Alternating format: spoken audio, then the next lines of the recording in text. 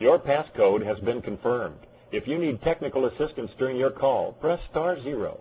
After the tone, please state your name, followed by the pound sign.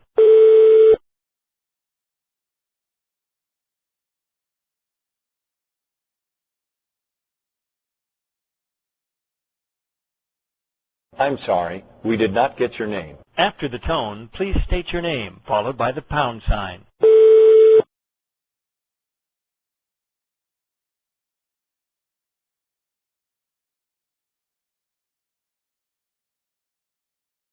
I'm sorry, we did not get your name. After the tone, please state your name, followed by the pound sign.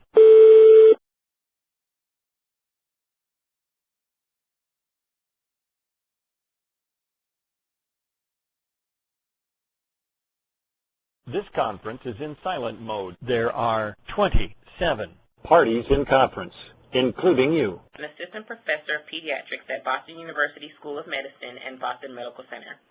Dr. Kavanagh conducts health services research with a focus on sickle cell disease. She has conducted studies on the follow-up procedures after positive newborn screening for SCD, convened expert panels to create quality indicators for SCD care in children, and a study to determine the utility of obtaining chest x-rays for children with SCD presenting with fever. She received a K-23 Career Development Award from NHLBI in 2011 to study the prevention and management of SCD-related pain, including the use of pain management tools at home. She also serves as the program director of the HRSA Sickle Cell Disease and Newborn Screening Program grant and co-leads a national affinity group dedicated to improving care for children and adults with SCD presenting with pain episodes as part of this effort. And now I'd like to turn the webinar over to our presenter, Dr. Kavanagh. If you could please unmute your line by pressing *6, and you can begin addressing the audience.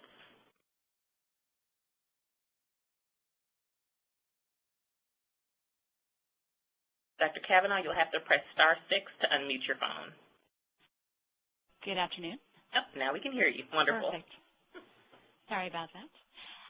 Thank you so much for joining me. I'm thrilled that the CDC asked me to lead this webinar, and I'd like to also thank the members of the audience who are joining us today, taking an hour out of your day to listen to this talk on the mental health and learning needs of children in sickle cell disease.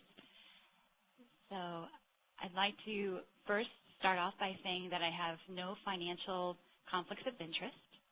But diving right into this talk, I first wanted to highlight that there have been many advances in the care of children with sickle cell disease, leading to dramatic changes in both their quality of life and also their survival.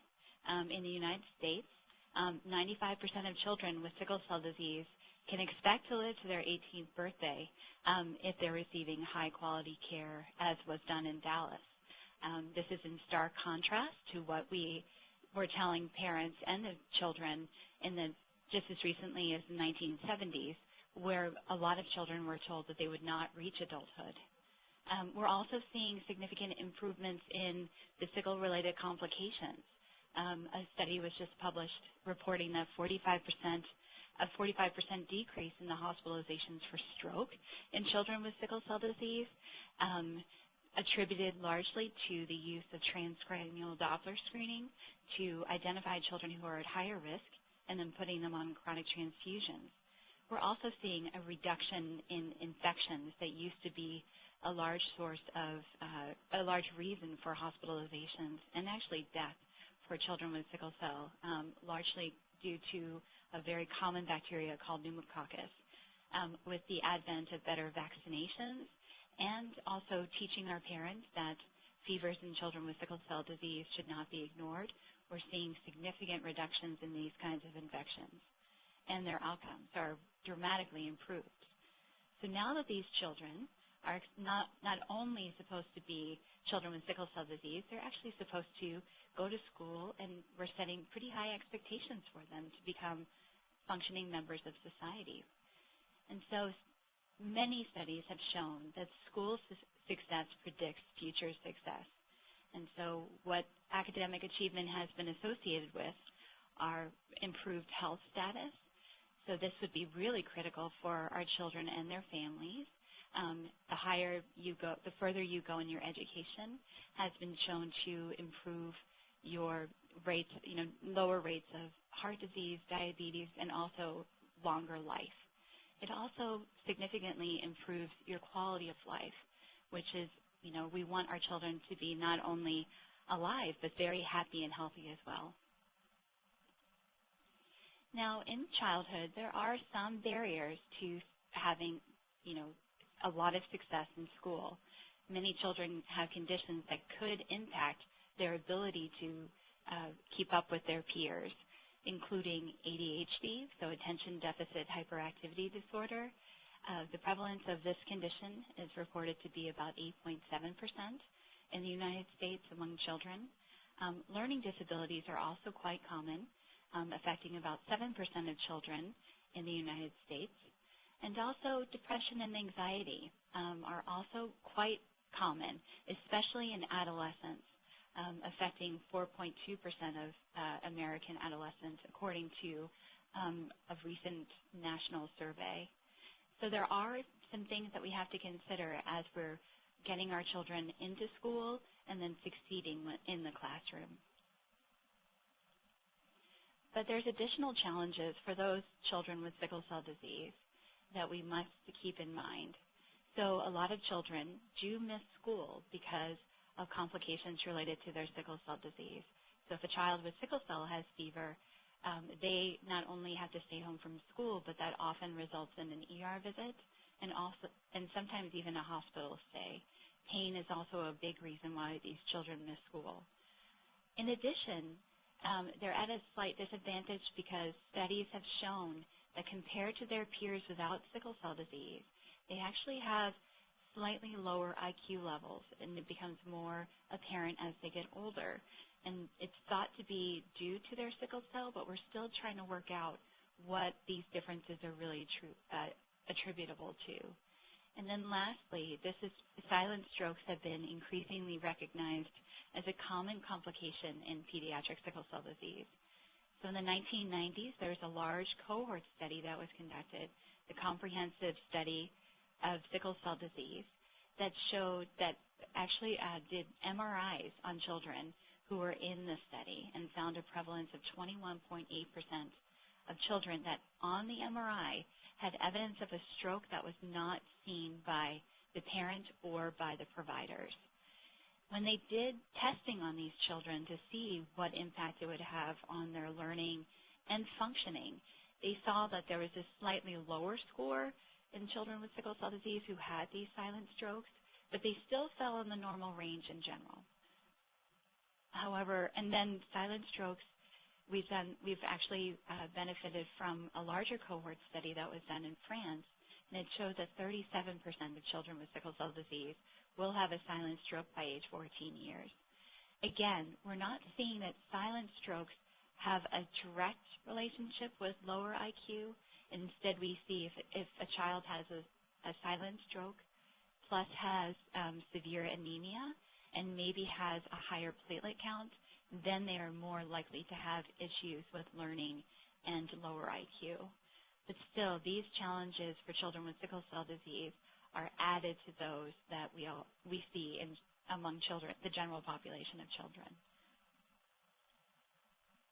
So luckily, the American Academy of Pediatrics has been very aware of these issues for all children in the United States.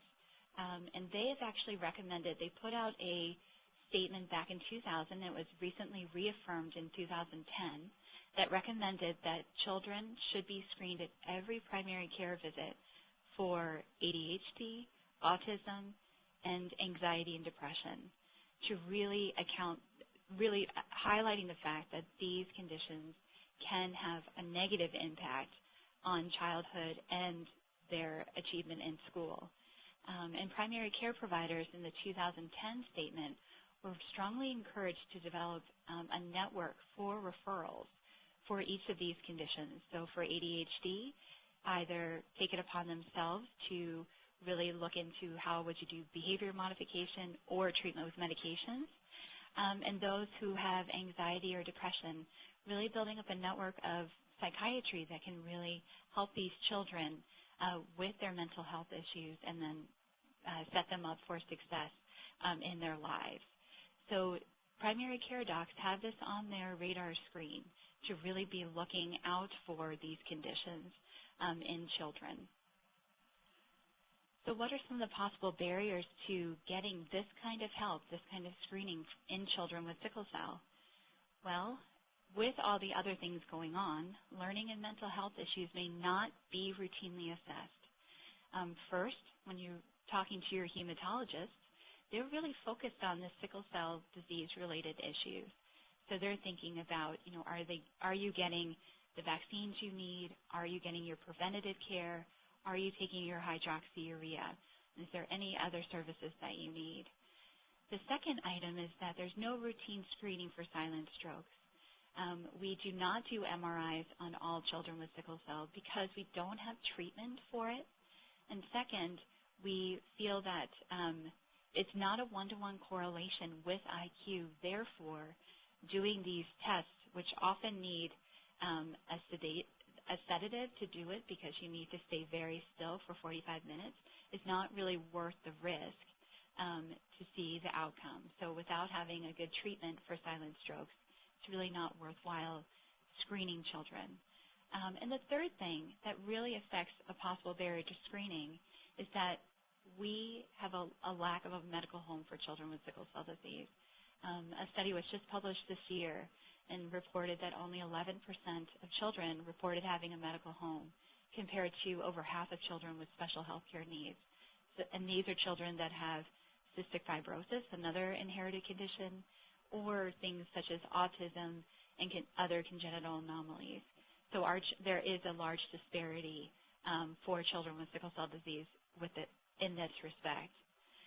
And then the other problem is that hematologists are often considered to be primary care providers. But as I just highlighted, pediatric hematologists are often focused on the sickle cell disease-related issues rather than thinking about all of these screening tools, which are usually under the purview of primary care.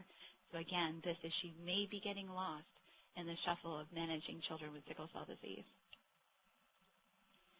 So approximately 2 years ago, we were fortunate here in Boston to be awarded a grant to really look at the services being provided to all of those with sickle cell disease here at Boston Medical Center, both children and adults.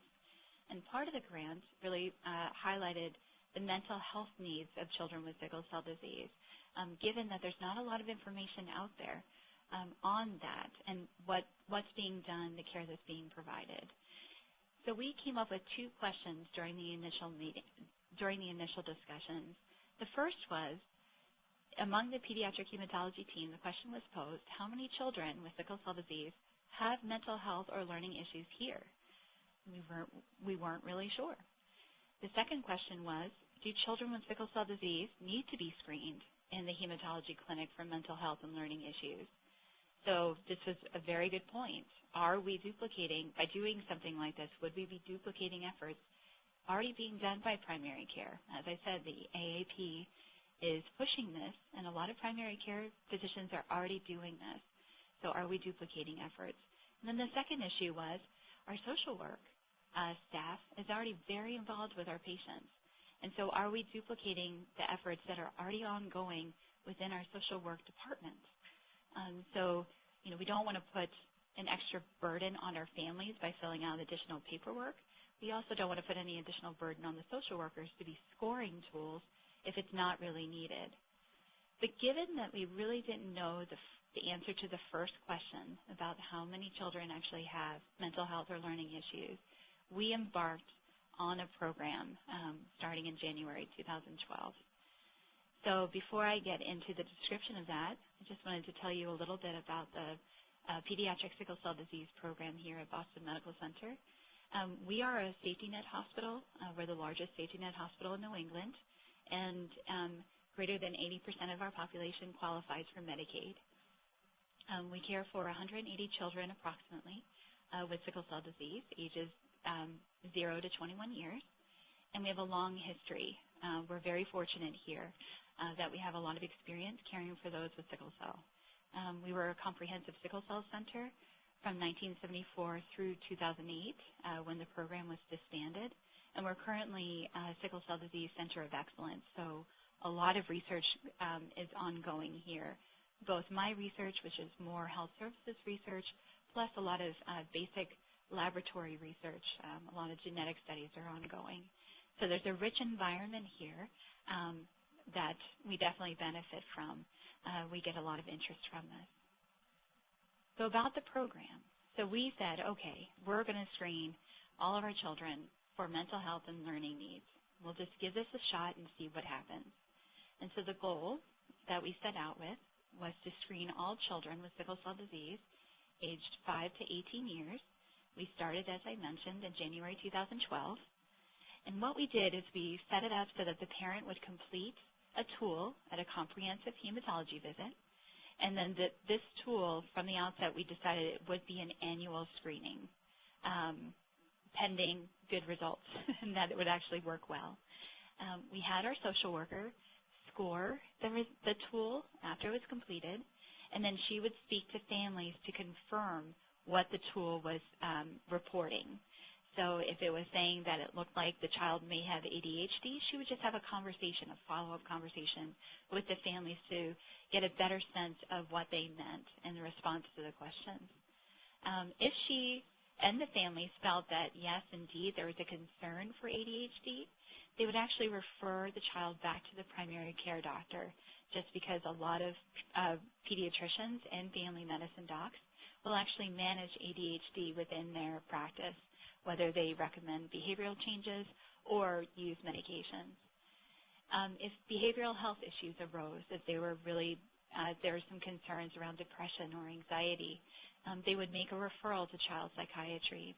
And if they uncovered learning issues, children were struggling in a particular area in school, say math or reading, they would actually contact the schools and really try to speak with school nurses, school staff, to try to figure out what the problem was from their perspective.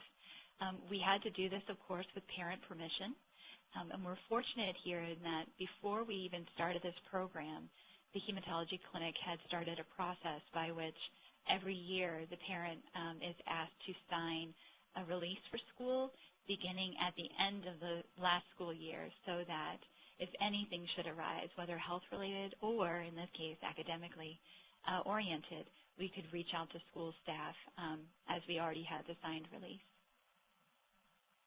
And so we then had to choose a tool, and we were very fortunate to have a child psychiatrist on our team, and we reviewed several tools and decided to use the Vanderbilt.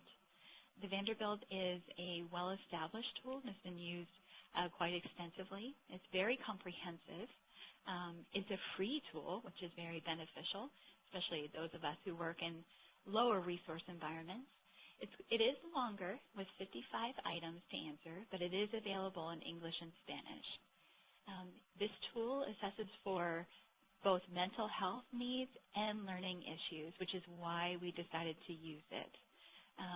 And so for the mental health screen, each of the items was scored on a 4-point scale, with ranging from never to very often. And it was scored on 3 different categories. First being ADHD, and looking at both the inattention or the hyperactivity impulsive types.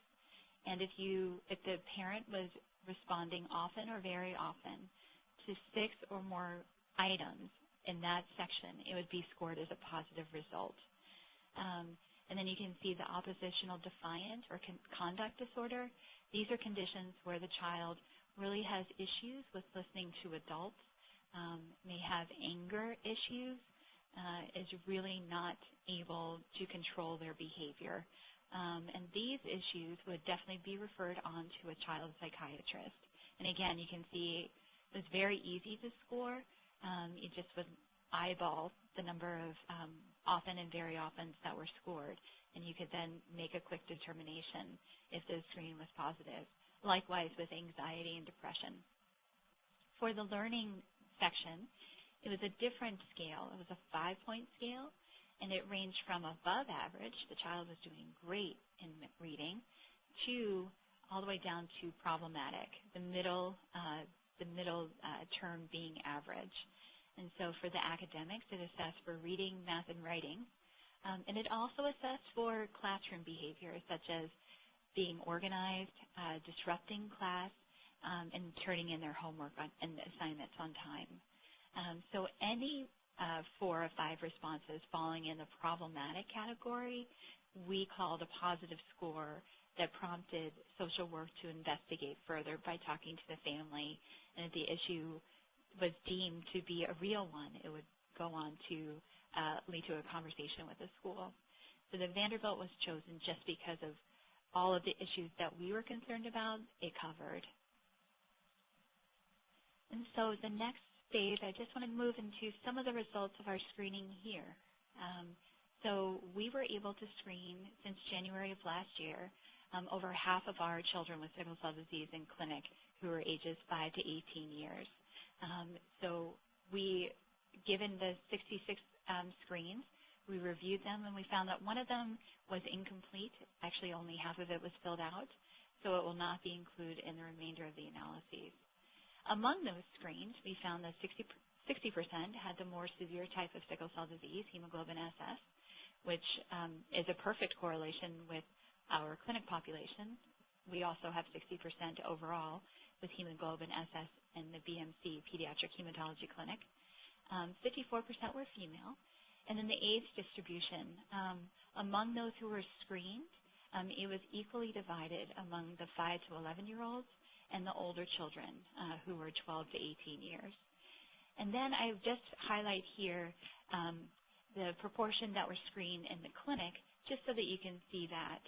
And so you can see that 56% of all 5 to 11-year-olds who were followed in the BMC Pediatric Clinic were screened, while 48% of the 12 to 18-year-olds were screened. So roughly half across the board are reported here, just to give you a sense of how well we did with our program. And then the results of this screening. So what I'd like to do is to show you, is to have you focus on the left-hand part of the screen first. And so I'm just circling for you this first pie chart. And what this is that it reflects the initial screen that was done by the Vanderbilt. So we can see that over half, 56% of the screens were negative. 25% of the screens, when you were just looking at the Vanderbilt and counting up the numbers of 3s and 4s, 25% were identified as having learning issues. 6% were identified as having mental health issues, anxiety, depression being the most common. Conduct disorder and oppositional defiant were much less common. And then ADHD, we saw a 13% rate. So this is just based on the original scoring. If we go to the right-hand side of the screen, we can then focus on, well, let's assess them with social work, having spoken with the families to make sure that what the Vanderbilt was saying was pointing out as a screen positive for learning issues truly was what the family had intended. And so what we see is that it's a little different. 65% after follow-up were screen negative, with a decrease in learning issues being the primary decrease theme, and then also the mental health issues dropped a little bit. And this was due to the fact that for the positive screens, 3 that originally were diagnosed with learning issues and 1 with mental health were actually negative when the social worker went back to follow up with the family. Among those with learning issues initially diagnosed, when the families were talking about it, they often were referring to the last quarter that perhaps the child was dipping down in math or reading. It was not a consistent behavior, so therefore the social worker made it a negative screen but closed follow-up. The other one parent actually on the phone call afterwards was saying that she really didn't remember why she had said that the child was having problems, but she said that no, the child was actually doing quite well, was earning A's and B's in class. So again, sometimes a test that was given to the parent to sign the night before may cloud their judgment when they say, are they having issues or not. The one other thing I wanted to note was Among those with learning issues, there's 12 total. Only one had had a history of stroke. So all of the other children would not have been on a higher radar for our staff in the pediatric hematology clinic to look for learning issues. 11 of the 12 really seemed to be doing quite well, and so would not have received extra attention for that. So on the next slide, I wanted to break it down a little bit to see, are there differences by age with all of these different categories? So the first column is listing the categories that we saw on the pie charts, really talking about the negative screens, learning issues, and mental health. The middle column is going to focus on the results among the younger children, and then the last column is going to focus on results seen in the adolescents. And you can see that the percentage of negative screens differed a little bit between the younger kids and the older kids. It was not statistically different just because of the small numbers, but it does seem like the younger children are having more issues than the older children. And you can see that the difference in these numbers really fall primarily in learning issues. And so it's interesting to look just at a cross-section to say, why is this different? Why are the younger kids seeming to have more issues with school than the older ones? And we'll talk about that more in a minute. Additional findings. So as I pointed out, the first question was really to look at the prevalence, and we covered that in the last two slides, the table and the pie charts. But now I wanted to focus on that second question. Are we missing children? Should we be doing this in the pediatric hematology clinic? And so I think the answer is yes. We found that 11 of the 23 positive screens were not previously known to have had unmet needs before the screen was done. And over half of them, of the positive screens that were not previously recognized, they were positive for learning issues. Again, we want our children to go to school and be successful, yet it's not rising, it's not very high on the priority list, and it's not coming to our attention just in the routine hematology clinic on average. We also found that it's really important to have staff who knows the family to do some of these screens. So the first one, 2 positive screens for learning issues, resolved within a 6-month time frame without intervention. What happened here was that the social worker was unable to follow up with the family while the Vanderbilt was done, and so it usually takes a little while for phone calls to be returned. But after a couple of phone calls, they would speak to the family, and again, for one of them, the family, after doing the screen and seeing that they were having issues, bringing it up in their own mind, the mother actually went to school and talked to the teacher. Her little one was in elementary school, and the teacher actually just changed the way that she was approaching that student. And just in a slight tweak in the way she was conveying some information, she was able to engage that child, and his grades actually improved significantly. Not extra supports in the classroom, no neuropsych testing needed, just a little bit of a different approach. It was just recognized that, he just needed a little bit of a different way of learning that most teachers actually have in their toolbox, so it was nicely resolved. The other one, we're not really sure, but maybe it was just the child was having a bad couple of quarters in a row, but the child seems to be doing quite well, and their grades had significantly improved, so it may have been a child-specific issue. One positive screen for mental health concerns, the social worker, after looking at the Vanderbilt, was really able to easily identify that she knew the family well, she knew the patient well, and knew it wasn't depression. But she did, in conversations with both the mother and the patient, was able to identify that coping skills training was really needed and was able to make that referral.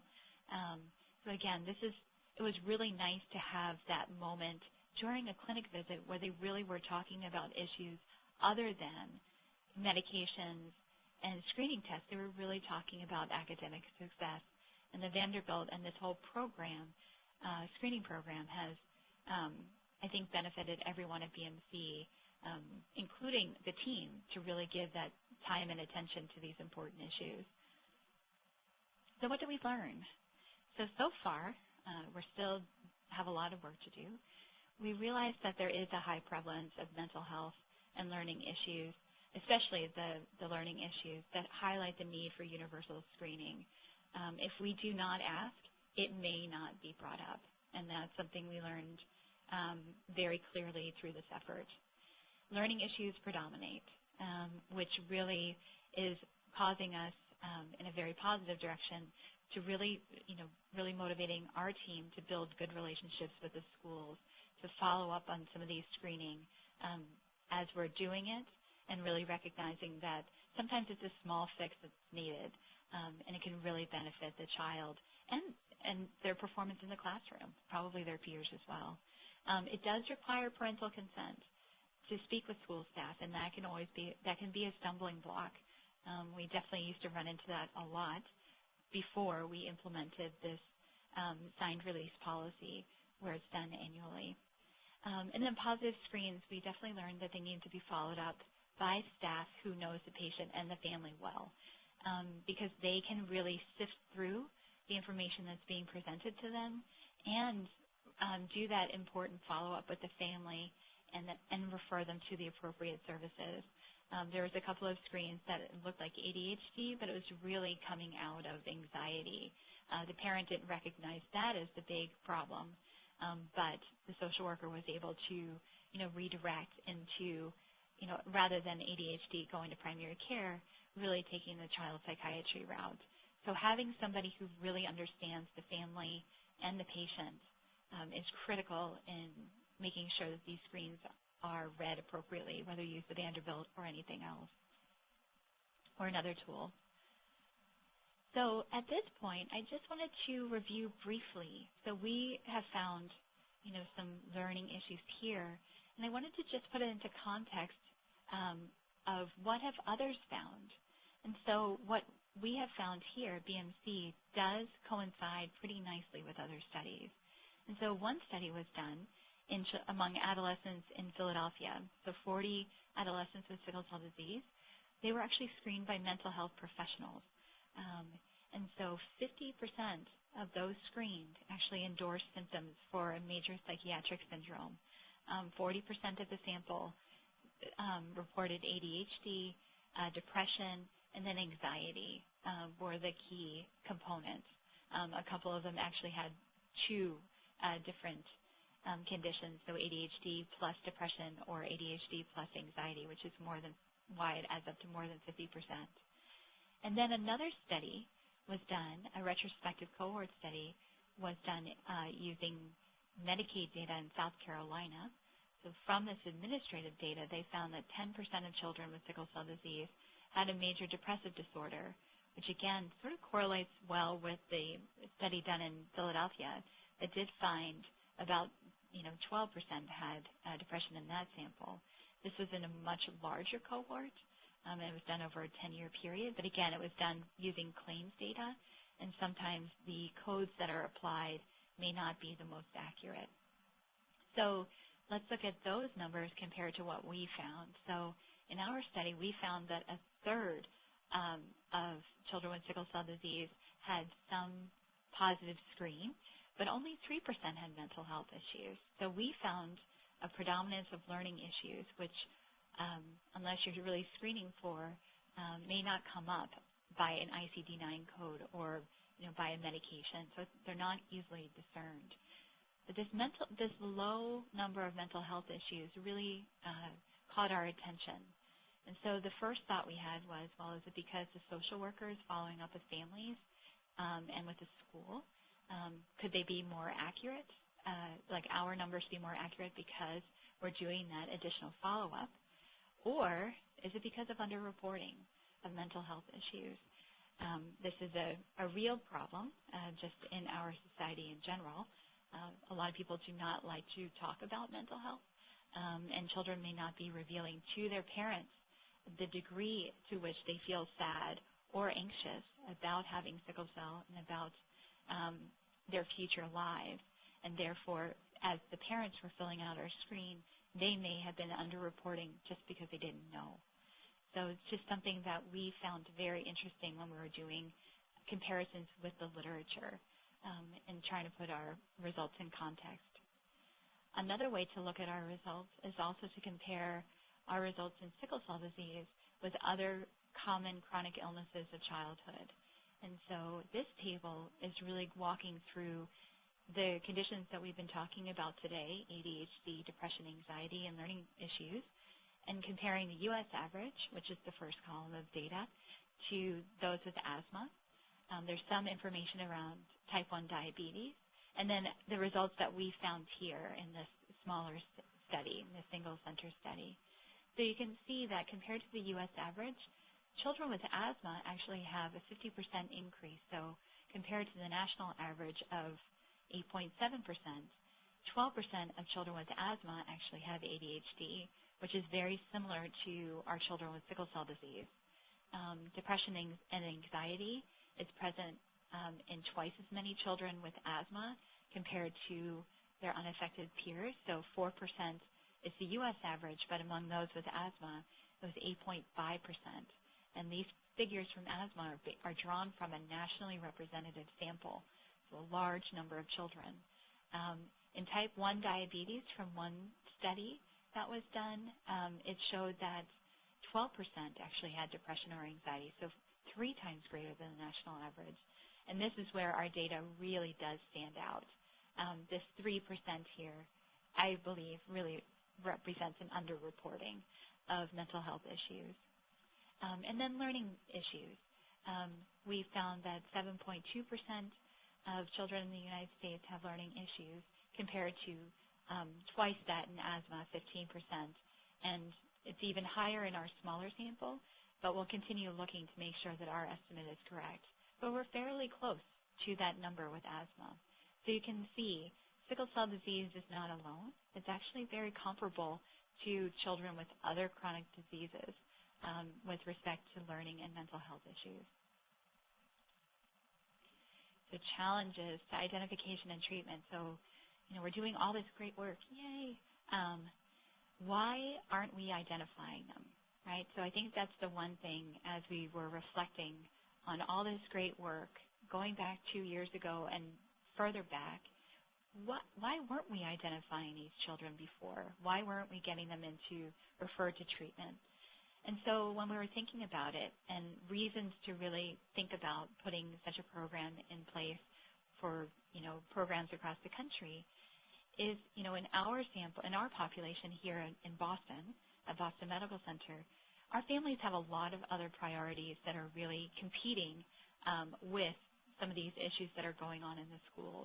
So here we're a safety net hospital, so our families are facing housing issues, loss of heat, food insecurity, and so these issues are affecting their entire family, and these basic needs must be met.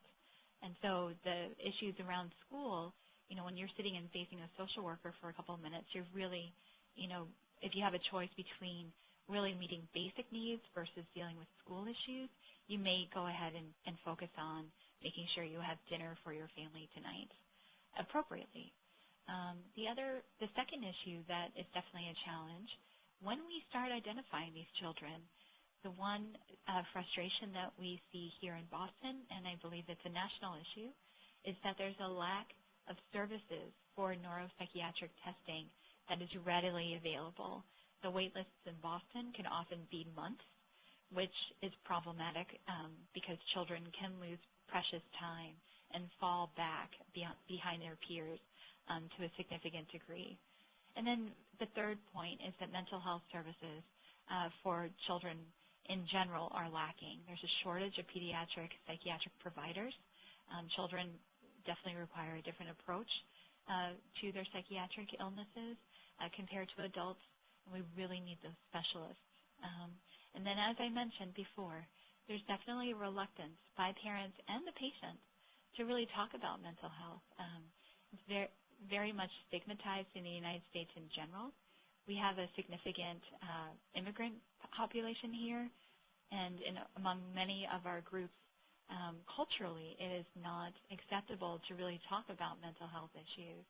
And so this definitely may be contributing to our underreporting. And so, but if you have untreated mental health issues, this is definitely going to affect your performance in a classroom. So this also needs to be addressed. So I think we've done some really interesting work here, but as we are thinking about it, I always like to point out that there's several limitations to the data I presented today, both in our study and other studies that have been done to date. First, in our study and in a lot of the national surveys, it's cross-sectional data. So it's a one-time measurement, and we're really not tracking outcomes. So great, we've identified some learning issues. We're contacting the schools, and they will do additional testing, hopefully. Perhaps more services will be needed, but we really need to look at the outcomes. Are they staying at grade level? Are they succeeding?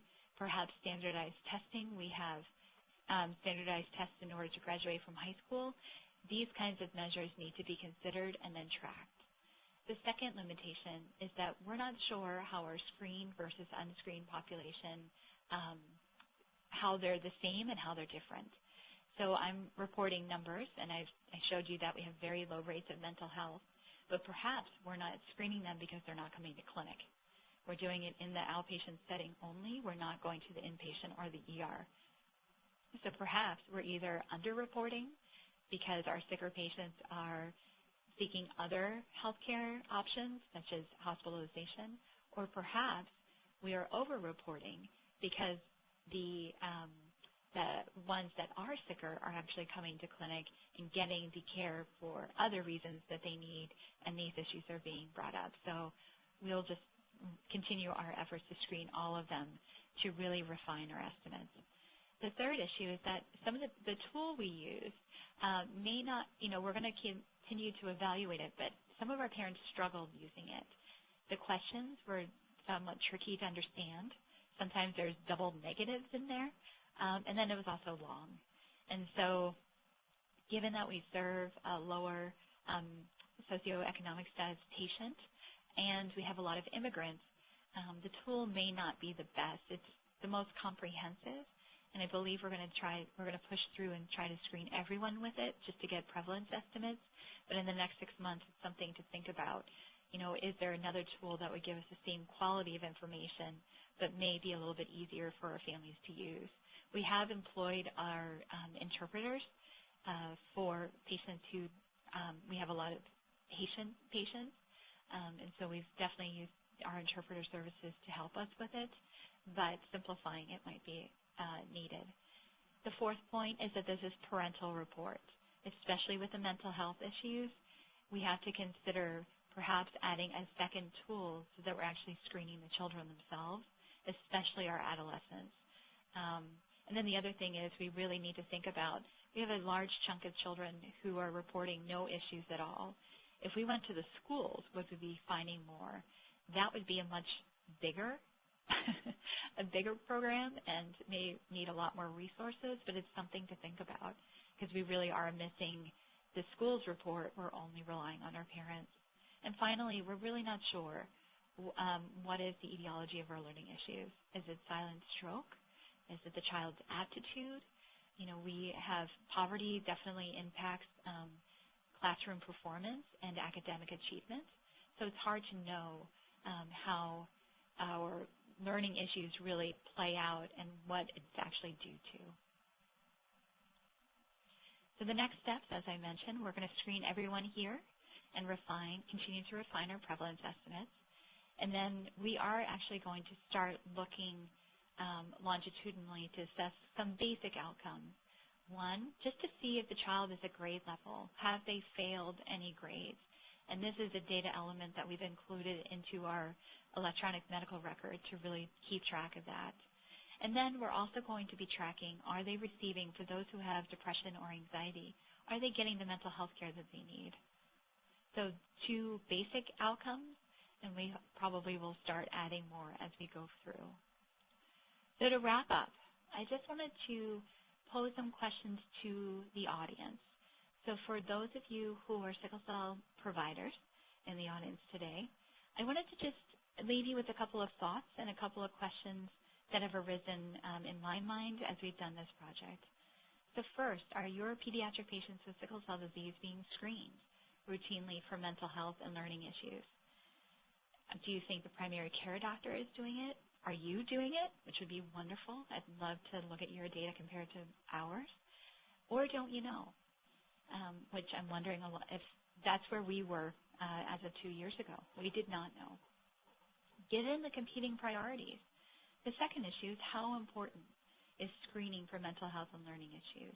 Our children need a lot of care, and so and our resources are limited, and we're covering a lot of different things.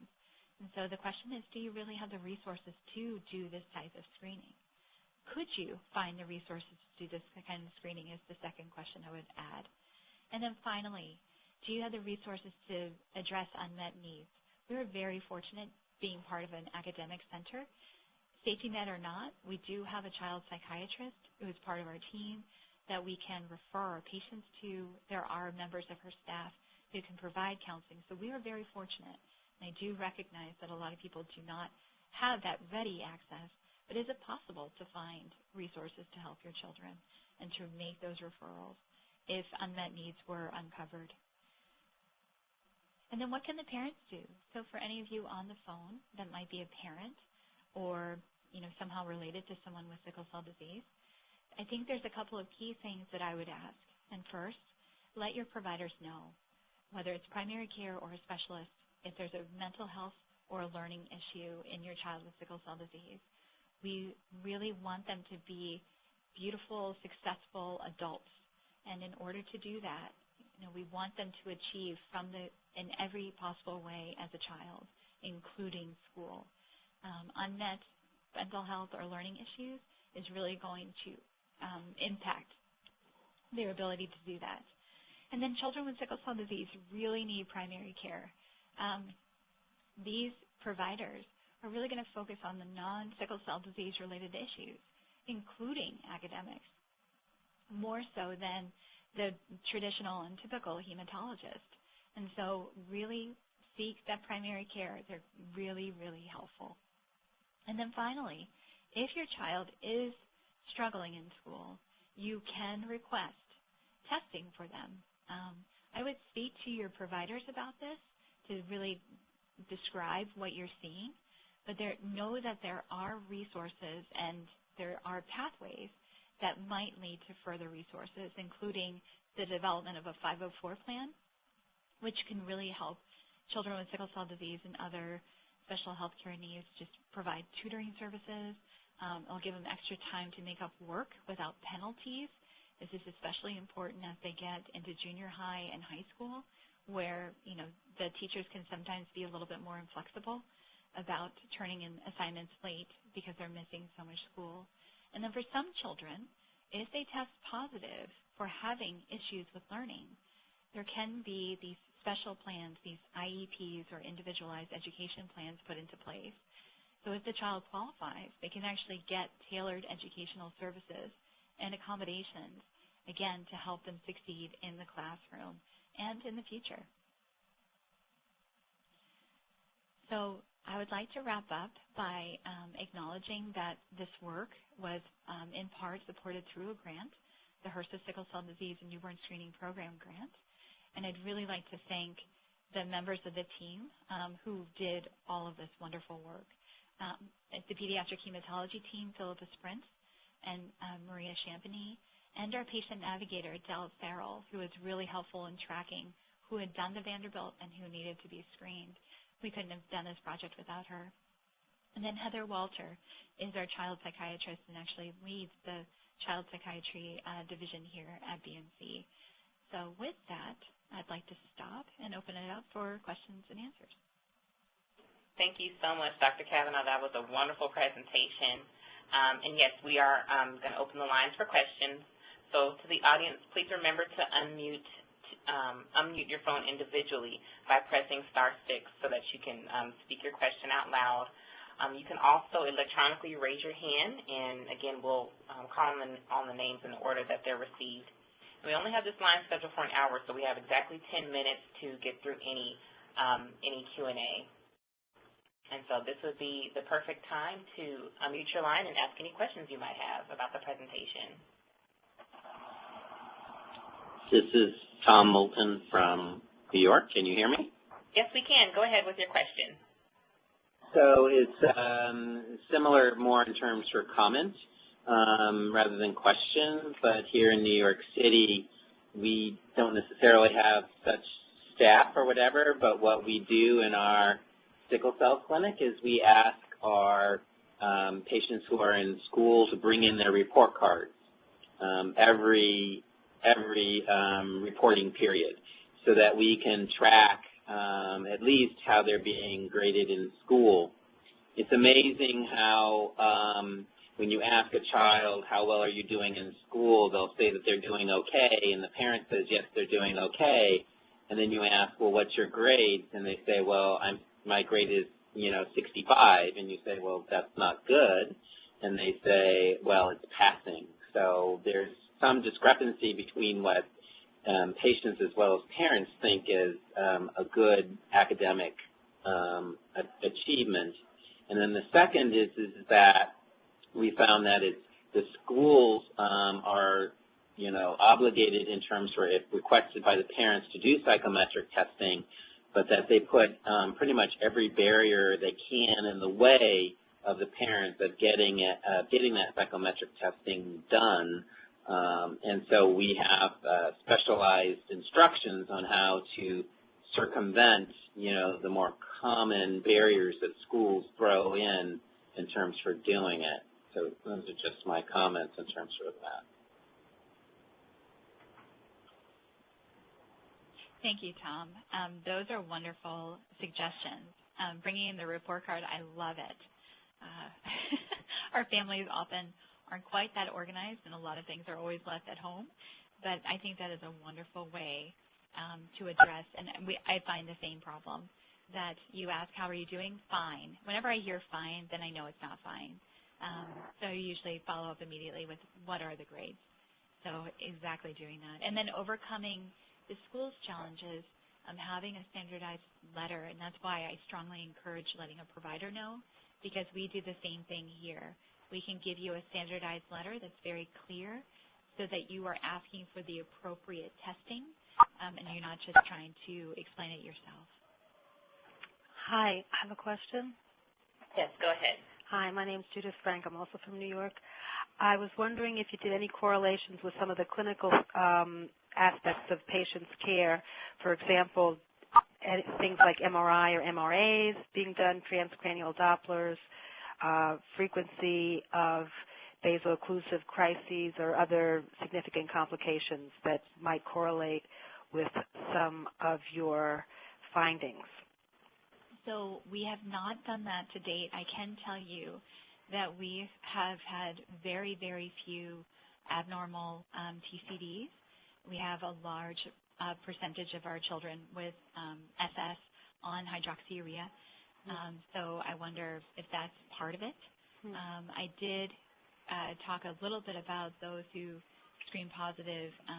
It's only one of our children who are chronic transfusions who really was screened and is struggling a lot in school. Unfortunately, that's one area where I've identified that we need to go and talk to those parents, because they're seeing the chronic transfusion children are seen in a different part of the hospital and are not getting screened. But your point of really looking at clinical correlates has not been done yet, but will be done before we go ahead and start sharing this information. So thank you for those comments. I'm looking forward to hearing them. Thank you. But I will say anecdotally that I was surprised by some of the children who seem to be doing incredibly well are the ones that are really struggling in school. Well, clinically, you mean? Yes, clinically doing very well, struggling in school. And you have only one patient who's on chronic transfusion therapy, one patient with a history of stroke? Oh, we actually have 12 here that are on chronic transfusion. But as I said, we've only screened one, and that's where I saw the big hole as I was compiling this information. It's amazing when you start looking at it. Okay, we have a question from Suzette. She raised her hand online, and if you could go ahead and ask your question, Suzette.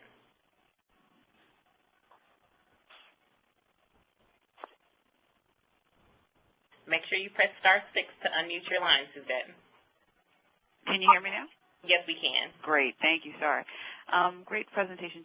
This is Suzette, based in New York as well. I just wanted to know, in terms of the screening for the children, at our site we're using the PSC 17, the youth version, and administering it directly to the kids in the practice.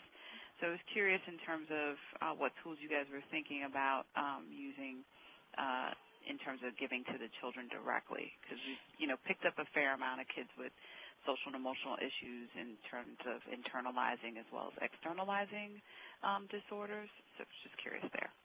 And actually, that's exactly the tool we were thinking about using. In reaching out to our primary care providers, both here at BMC and in the health centers, they tend to be using that tool. The kids seem to really like it and are able to answer the questions. So that is the tool that we were thinking of adding to our armamentarium moving forward. Oh, cool. Thanks. This is Adrienne in LA. Hi, Adrienne. Go ahead with your question.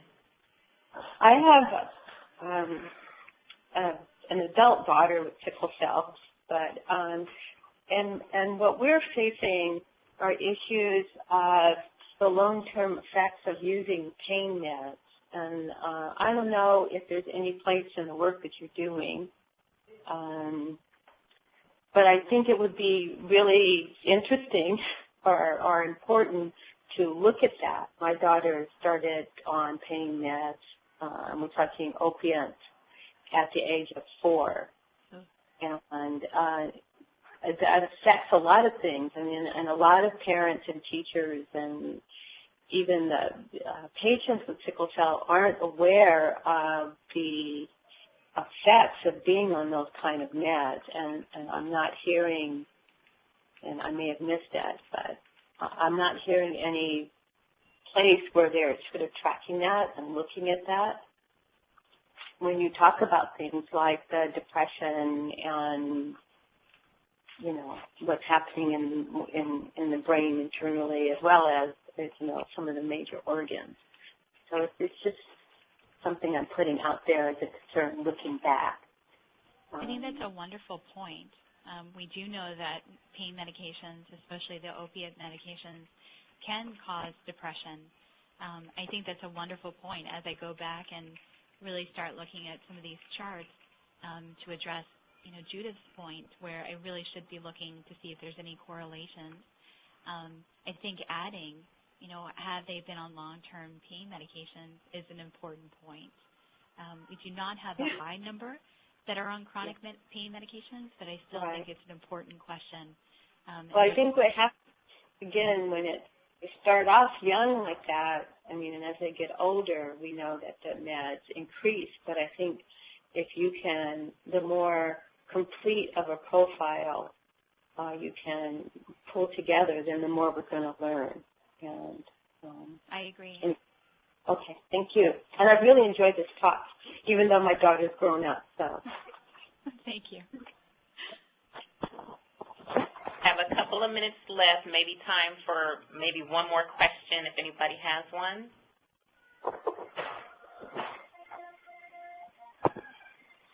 Okay, I'll take that as a no.